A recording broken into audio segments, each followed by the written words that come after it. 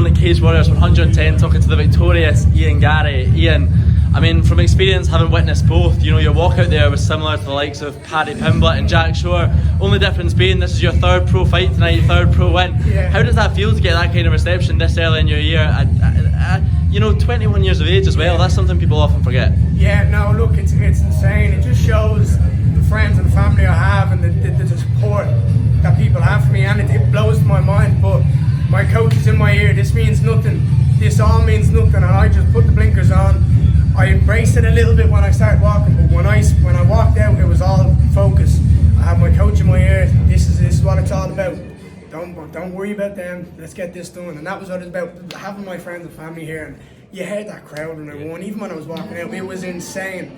And I can't say anything enough, but thank you. They're just amazing, and we are going to rip up court tonight. I can tell you that. Bold move telling the crowd to be quiet while you finish your post-fight interview. Hey, they're all my mates. If I was there, if I slapped them, I would have slapped them. Trust me.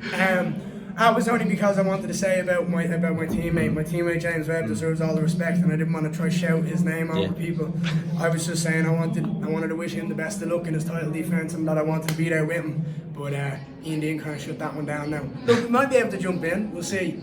But I'm just going to enjoy this. I mean, is that something you've completely written off? I mean, if you're feeling good Monday, the call comes and someone's willing to take the fight, it's still a chance? Ready to go, but it's not my choice. It's my coach's choice. I'll do whatever he says. I don't need to rush this career. As you said, I'm only 21.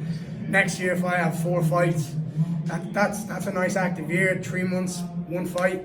That's 7-0, mate. I don't need to rush this whatsoever. I'll be 22. Now talk me through the fight, Ian, because you know I know you're a perfectionist. You're already a bit irritated that you got hit in the fight. Yeah. How did it go from your perspective? Yeah. No, I came out. So the plan was come out. We didn't know what he was going to bring. I knew he was going to be a bit sharp on the feet, so I just had a low. There was base. little footage on him coming into the fight. Very little footage. So we didn't really know. You know, me and my coaches had a look at him, and we came up with a game plan. And for the first time ever, I was allowed grapple.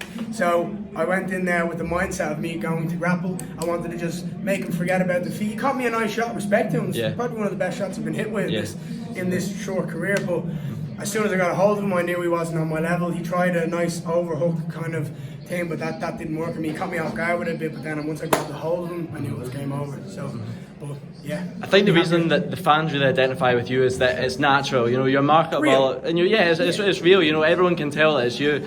You went to shake your opponent's hand yesterday at the weigh-ins, and he said, "This is war," and refused to shake it. I mean, I think the reason that a lot of people like you is because you can distinguish the difference between sport and competition, and then stay humble among both. What goes through your head when that happens? Because he's obviously trying to do that to attempt to get some kind of psychological advantage over you. I did just call him a sap when he said it. I looked at him and just went, "You're a sap." Now I want to hear it, but I have no problem saying it. No, that shit doesn't bother me. I mean, even all like me and Sean Sheen caused a bit of murder online. Like none of that stuff bothered me. None of that bothered me. Like I was going on Twitter just taking the piss out of people and just trying to wind them up. I don't care. I'm 21 years of age. If you don't agree with me, tell me to shut up. I'm a kid. That's the way you got to look at it. Well, let's talk about that. You said to Sean Sheehan, you compared Bellator to Barnsley and the UFC to Manchester United. Some people were saying United. Let's say Liverpool. United aren't doing very well this year. Let's say Liverpool. Some people on Twitter were saying that was, you know, somewhat disrespectful to fighters fighting in Bellator. If you could go back and do that interview again, would you have phrased it any differently? No, because people took what I meant differently to what people assumed what I meant. Yeah. I meant that all I said was UFC is the top tier and Bellator is below them. That's all I said. Then everyone started talking about money. I wasn't talking about money. If you want to go off and fight, off you go, fair play. I'm not going to argue that. I want to be the best, and for me, where the best fighters in this planet are the UFC, and that's it. I wasn't going at Bellator. People took it the wrong way. I wasn't going at any fighters. I was just stating my opinion that Cage Warriors is the proven path to the UFC, and the UFC is where I want to be. That's plain and simple. Everyone else going online was all up to them. I wasn't arguing with them about money or fights or anything like that. It was just that UFC are number one, and I feel Bellator are below them. Now, if you're in Bellator and you disagree, that's fine.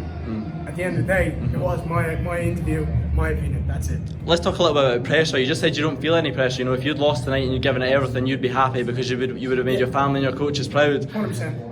Is that? I mean, there's got to still be the nerves and the fear. You know, even if you're just doing this for yourself and your teammates, there's still got to be fear of you letting them down. No. The only person I'd ever feel like I let down is myself. Right.